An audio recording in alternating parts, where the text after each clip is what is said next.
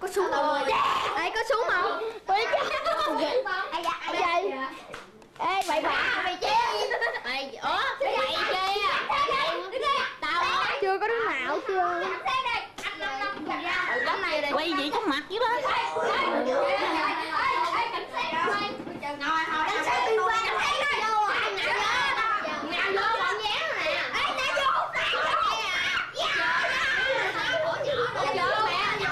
Mấy này quậy quá vô ngồi đi.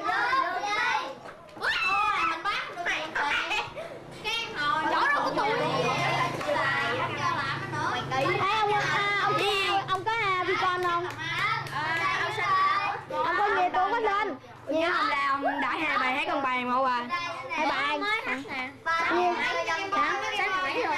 Nhật Quy nó có mấy triệu nó định cho tôi kìa.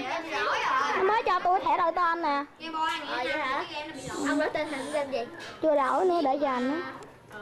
Kêu nó thay đồ thẻ đổi tên chứ chừng nghé bài. Tôi chưa, chung mốt tôi mới đổi. Ông có hát không? Bây giờ tôi hát hết tiền mình có hết thẻ. Có thẻ 6 Nhật Quy nó hát 20 nó hát lên gấp đôi mà. Tại tôi đâu có mua thẻ gấp đôi đâu. Vậy tôi cho đâu. Ê ông hát lần lên gấp đôi phải không? Ê mày đứng ở bên này mà. Ông nhảy phiên này 196 nè. Ông nhảy phiên này 196 nó mới cho hát phải không? Đi kia có bao nhiêu đâu mà không có mình cũng lại rồi. Trời mưa đá. Mấy này mới vô chơi quýnh.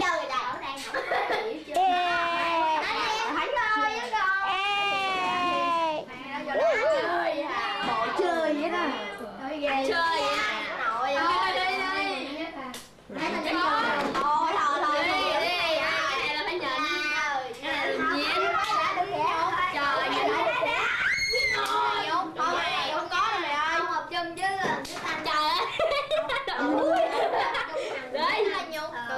Quay phút kìa nãy giờ ông phút chưa đâu, ông đâu? ông bên kia kìa, ông ngoài cửa sổ á, ở ngoài đó. Vậy được rồi, để hồi tụi con chích nữa.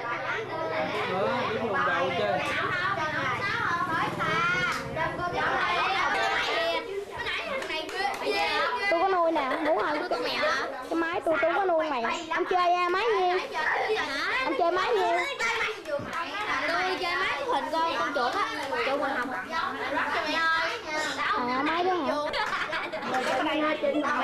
Bài cũng quay. Trời ơi, quay đi tôi mời công an mày. Quay đi tôi mời công an.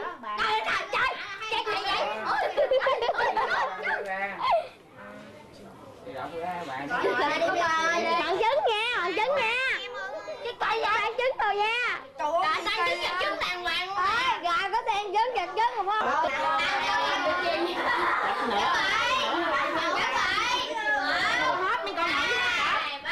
Chụp xéo.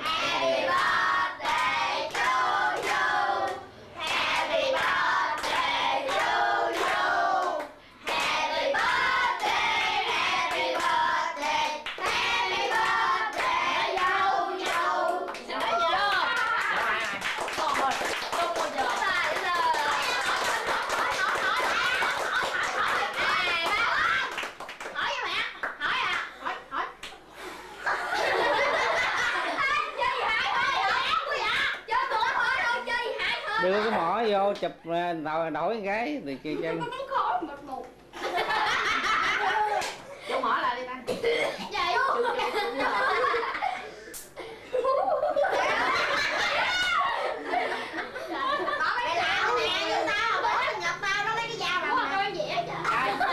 Giờ mấy con đứng dậy đi. Cho Nghĩa là vô gì nó mắng. Đúng rồi.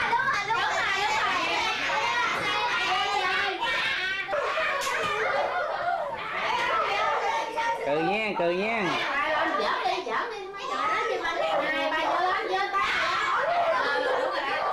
Một hai wow.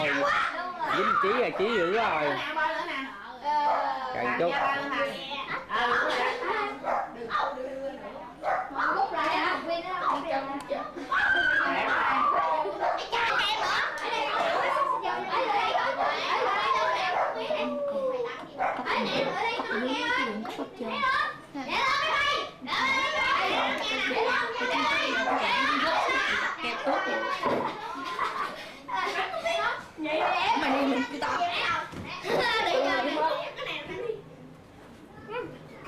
Mình con đi, chụp mình con. Người con Tư chụp đi, hai ba về mẹ con nè.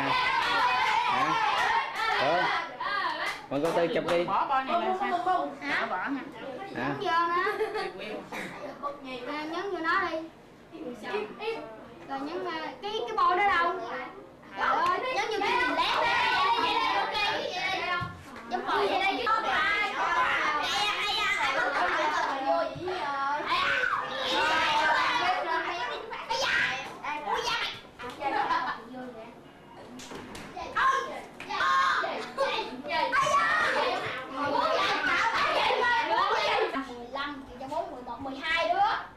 Mỗi bạn 6 đứa.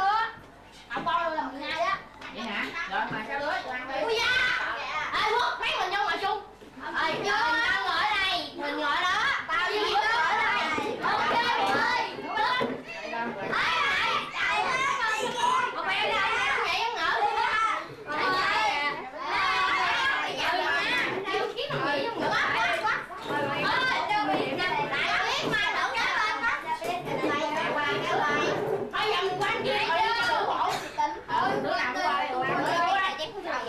Bên này đi. Ai no. Ok. Đi qua đây nè.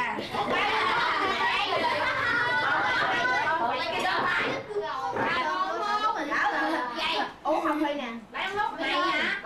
Ai kia mày ống nhắc nó rồi. Ok. Bây chứ có em quá. Tôi bắt rồi mấy cha. Không còn chồng gì. Tao cho hai đứa em nè. Hai đứa em Sài Gòn ba ba tao chưa hết. Ủa mà có ngờ vô. Mày chơi trò ác không?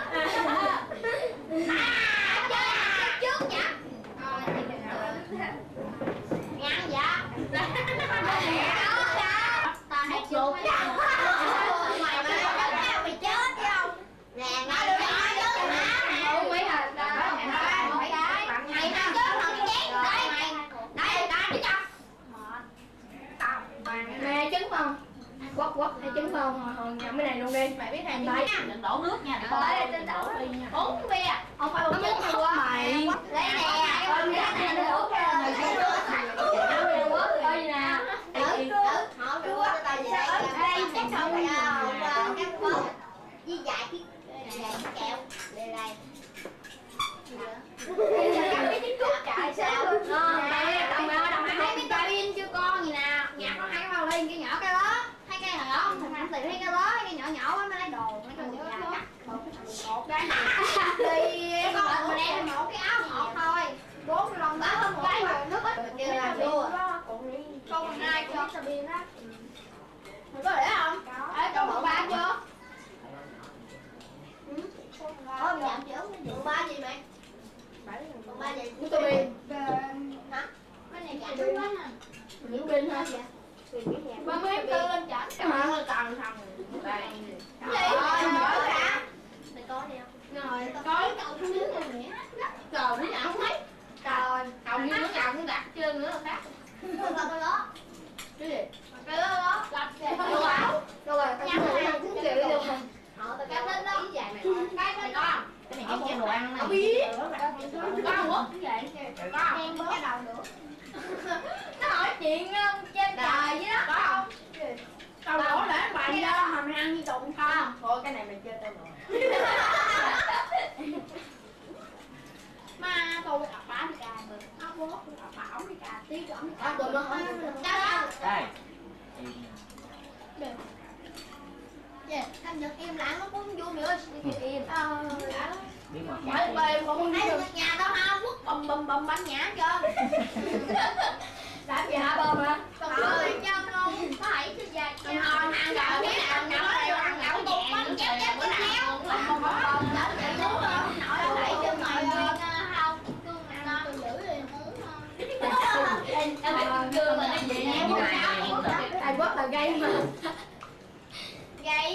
đây con trả con nè. Không hút trong tay đi ông ơi. Hút giùm đi. Chọn đây. Em hút rồi vô bàn. Em vô bàn nữa. Không cho mình hút đâu. Cho mình cái cốc này. Cho nhận bờ hoàng hút kiểu ghê chứ. Nó móc nhóc cho bạn hốt. Trời ơi. Trời, vậy có tự nhiên không mẹ?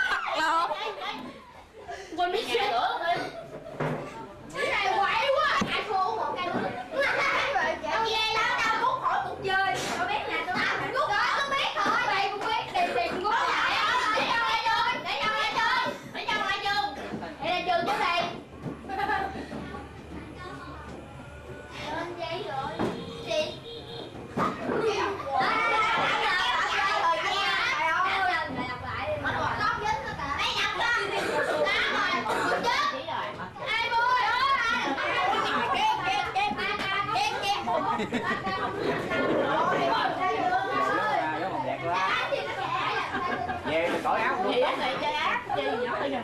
Con về con cắm người đầu luôn nha không? Hợp lên đi. tay còn dính nữa nha.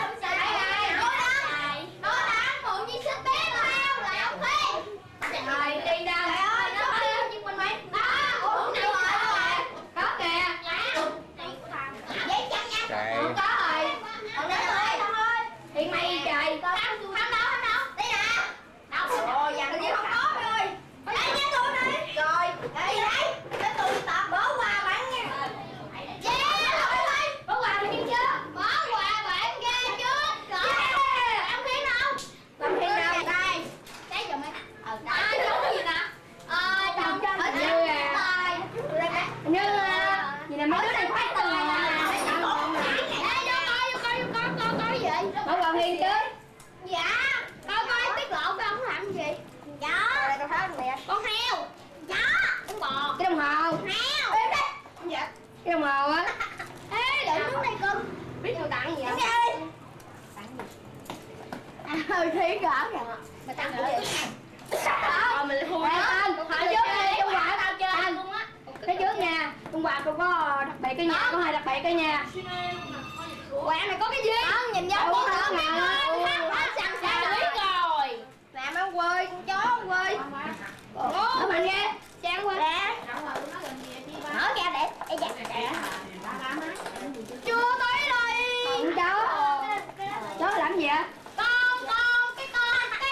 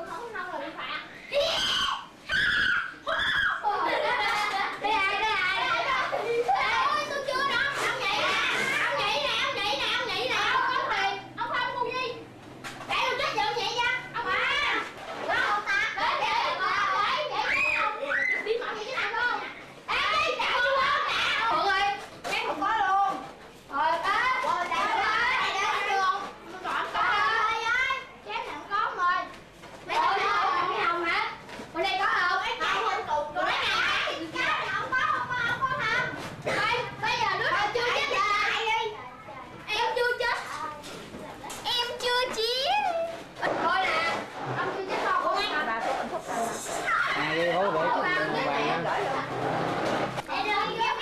Hôm qua còn hôm qua. Còn ai kìa.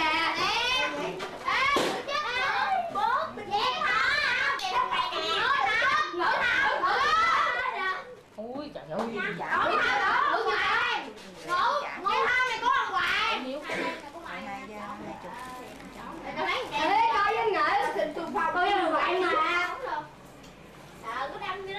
Không đi đâu cho nha.